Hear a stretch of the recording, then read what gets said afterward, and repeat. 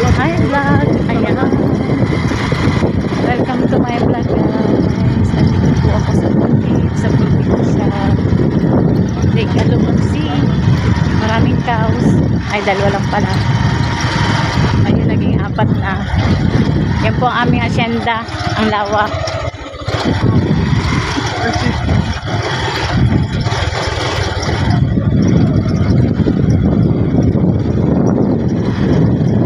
Nandun po kami galing. Diyan ako galing.